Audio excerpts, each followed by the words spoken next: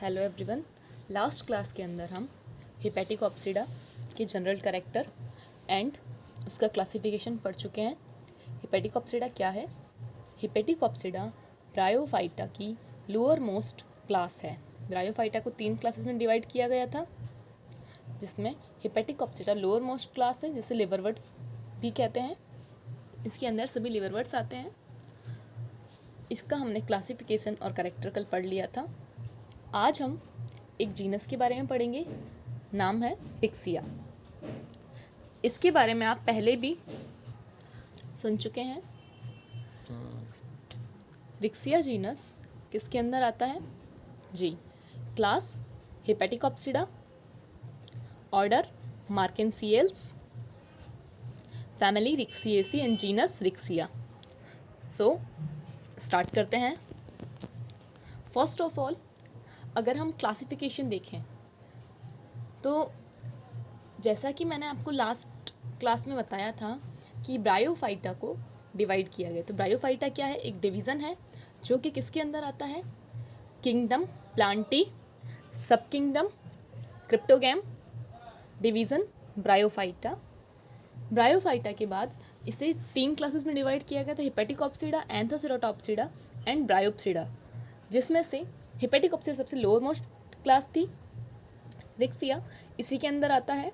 सो इसका क्लासिफिकेशन इस तरह से होगा: डिवीज़न ब्रायोफाइटा, क्लास हिपैटिकोप्सिडा। हिपैटिकोप्सिडा को फर्दर 4 ऑर्डर में डिवाइड किया गया, जिसमें से सबसे फर्स्ट ऑर्डर था मार्केंसियल्स। तो ऑर्डर मार्केंसियल्स, जिसके अंदर मार्केंसी, रिक्सिया और भी बहुत सी फैमिली आती हैं। So family ricciaceae and genus riccia. तो एज ईज आप याद करें, बहुत ही ईजी क्लासिफिकेशन है।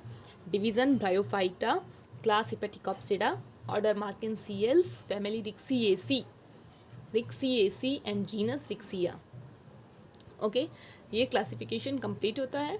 सो आपको ये लर्न कर लेना है, जस्ट बिकॉज ये एक इम्पॉर्टेंट पार्ट है इस जीनस का। देन हैबिटाट कि ये कहाँ पाया जाएगा। तो जैसा कि आपको पता है, जैसा कि मैं बता चुकी हूँ पहले भी, कि ब्रायोफाइट्स मॉइस्ट एंड सैडी प्लेसेस पे मिलते हैं। जहाँ पर मॉइस्चर कंटेंट ज़्यादा होता है वहाँ पर ब्रायोफाइट्स मिलते हैं। आपको जब मैंने ब्रायोफाइटा के जनरल कैरेक्टर बताए थे, तब मैंने बता दिया था कि ये सब जहाँ पे नमी होगी, जहाँ पर ज़्यादा पानी होगा या पानी के आसपास की जगह जहाँ पे इन्हें मॉइस्चर कंटेंट ज़्यादा मिले, ये वहाँ उगेंगे।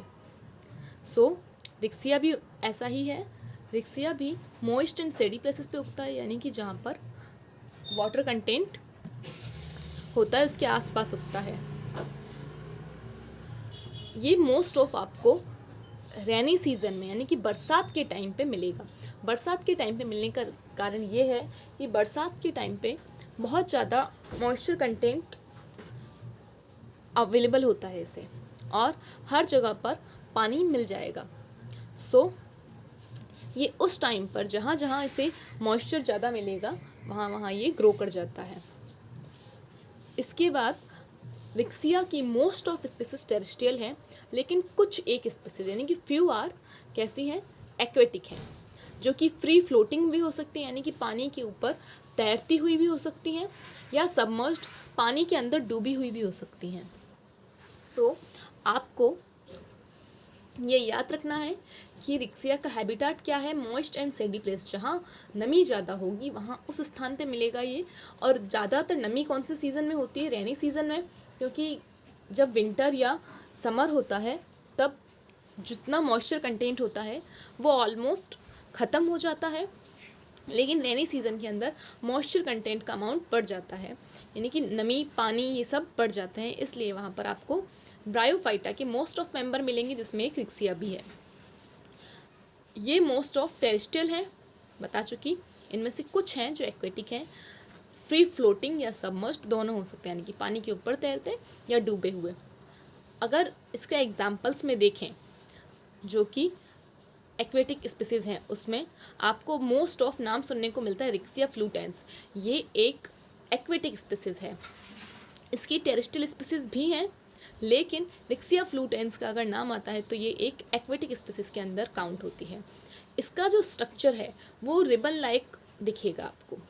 इसका भी आगे मैं डायग्राम बता दूंगी। इसके अलावा रिक्सिया नेटस भी एक एक्वेटिक स्पीसीज है।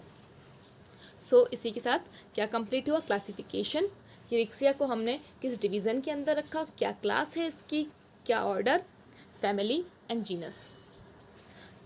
ऑर्डर मार्किनसियस जो हमने यहाँ कहा था, इसके अंदर रिक्सिएसी फैमिली को भी लिया है और मार्किनसिएसी फैमिली को भी लिया है।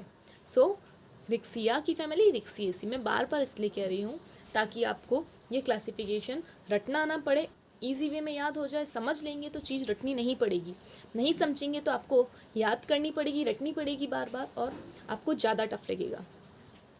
हैबिटाट में ब्रायोफाइट की तरह ही है, सिर्फ मोस्ट ऑफ स्पीसीज कैसी हैं इसकी? टेरेस्ट्रियल है। इसमें से एक स्पीसीज कौन? फ्लूटेंस, जो आप मोस्ट ऑफ सुनते हैं, यानी कि ज़्यादातर आपको सुनने में मिलेगा रिक्सिया फ्लूटेंस, जो एक एक्वेटिक स्पीसीज। इसके अलावा नेटस भी है। रिक्सिया जीनस के अंदर 200 स्पीसीज डिस्कवर की गई हैं, जिसमें से 32 इंडिया के अंदर रिपोर्ट की गई हैं। चलिए आगे पढ़ते हैं। ये आपको स्ट्रक्चर दिख रहे हैं, ये डायग्राम मैं आपको पहले भी दिखा चुकी हूँ। जब से मैंने ब्रायोफाइटा स्टार्ट किया है, ये थैलस का पिक मैं आपको बार बार दिखा रही हूँ, जस्ट बिकॉज आपको पता चल जाए कि ये एक ब्रायोफाइट है जो कि ऐसा दिखेगा। लिवरवर्ट है इसके अंदर, देखिए लिवरवर्ट है। आपको बार बार मैं कह रही थी ये एक लिवरवर्ट है, जस्ट बिकॉज इसका स्ट्रक्चर कैसा था? लिवर लाइक, और लोब्ड होता था ये। हेपेटिकोप्सिडा कल हमने करेक्टर पढ़ा था, तो यही पढ़ा था कि जो थैलोइड स्ट्रक्चर होता है वो लोब्ड मिलेगा, डाइकोटोमसली ब्रांच्ड, यानी कि बीच में ऐसे डिवाइड रहेगा, और लिवर शेप में होगा और प्रोस्टेटली ग्रोथ करेगा। ये सारा स्ट्रक्चर आपको दिखाया था। ये एक ब्रायोफाइटा मेंबर हेपेटिकोप्सिडा है। क्या ये? रिक्सिया। रिक्सिया का स्ट्रक्चर, ये रिक्सिया एक जीनस इस तरह से है।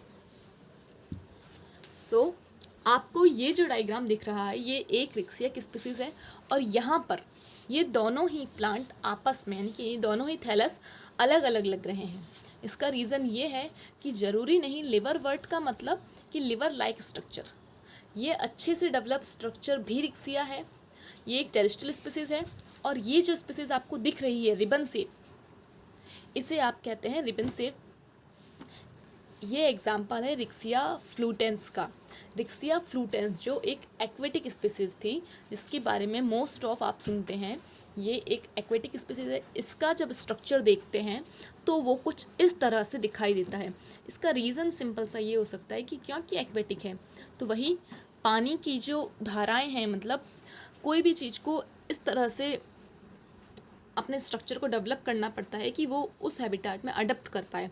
तो उसका यह स्ट्रक्चर इसलिए है जस्ट बिकॉज ये अडप्ट कर पाए वाटर के अंदर, क्योंकि वाटर करंट के साथ ये डैमेज ना हो। सो रिक्सिया फ्लूटेंस इस तरह से दिखता है। ये आपको यहाँ टेरेस्ट्रियल एनवायरनमेंट दिख रहा है।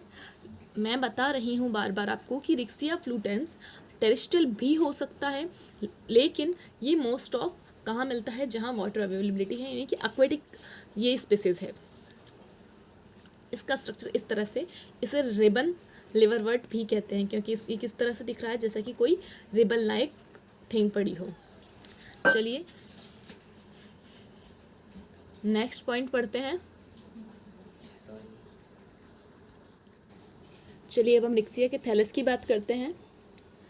जैसा कि आपको हेपेटिकोप्सिडा के अंदर बताया था कि हेपेटिकोप्सिडा के जनरल कैरेक्टर क्या थे, रिकॉल कीजिए कि अगर थैलस यानी कि गैमेटोफिटिक थैलस थैलॉइड फॉर्म में है तो वो डॉर्सल और वेंट्रल सरफेस में डिवाइड रहेगा। डॉर्सल सरफेस के ऊपर उसके रिप्रोडक्टिव ऑर्गन यानी कि सेक्स ऑर्गन स्पोरोफाइट प्रेजेंट रहेंगे, और वेंट्रल सरफेस पर राइजॉइड्स प्रेजेंट रहेंगे। इसके साथ साथ बाई लोब्ड होगा, यानी कि लोब्ड होगा, बाई लोब्ड नहीं, लोब्ड होगा। डाइकोटोमसली ब्रांच्ड होगा। लोब्ड यानी कि इस तरह से पालित होगा। ये आपको दिख रही है, एक लोब, ये दूसरी लोब, इस तरह से लोब्ड होगा।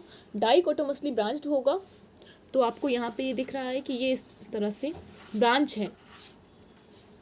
ये सारा स्ट्रक्चर हम हेपेटिकोप्सिडा का जब कैरेक्टर पढ़े थे तब पढ़ चुके थे। अब ये जो स्पीसीज है, ये जो थैलस है, ये रिक्सिया का है। अब रिक्सिया की क्या खासियत है यहाँ पे ये देखिए। फर्स्ट ऑफ ऑल रिक्सिया की खासियत ये है कि रिक्सिया का thallus dorsal and ventral surface में होगा, ठीक है, हेपेटिक का भी था।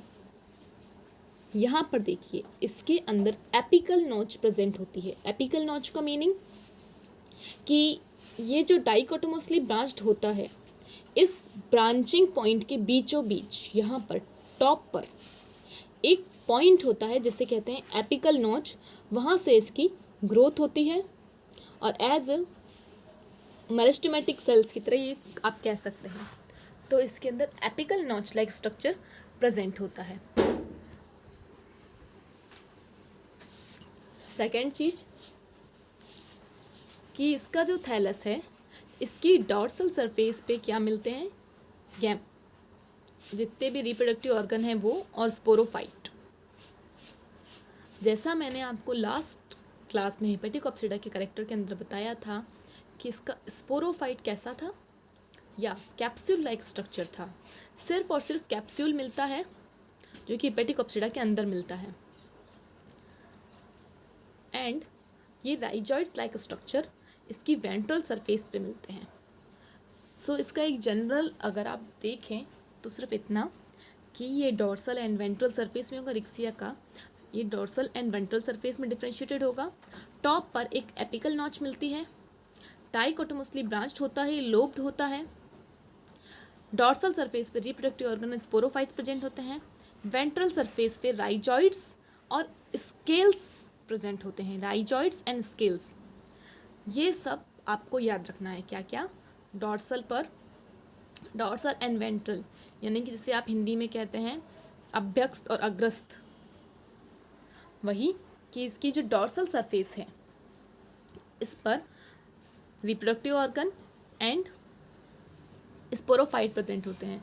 रिप्रोडक्टिव ऑर्गन का हमने पढ़ा था कि वो यहाँ पर, ये जो थैलस है इसकी डेवलप होने वाली जगह पे, यानी कि एपिकल नॉच के आसपास, यहाँ पर आपको मोस्ट ऑफ रिप्रोडक्टिव ऑर्गन यहाँ मिलेंगे। वेंट्रल सरफेस पे राइजॉइड्स और स्केल्स मिलते हैं। सो ये एक जनरल रिक्सिया का थैलस का स्ट्रक्चर है। इसके बारे में डिटेल में हम नेक्स्ट क्लास में स्टडी करेंगे। चलिए, जब तक आप इसे समझिए और जो भी क्यूरी हो वो नेक्स्ट क्लास के अंदर कि इसकी थैलस में किस तरह के राइजॉइड्स मिल रहे हैं, कैसा स्केल है, कहाँ राइजॉइड्स मिल रहे हैं, इन सब की स्पेसिफिक कैरेक्टर हम नेक्स्ट क्लास में पढ़ेंगे। जब तक लर्न करते रहिए। चलिए, थैंक यू।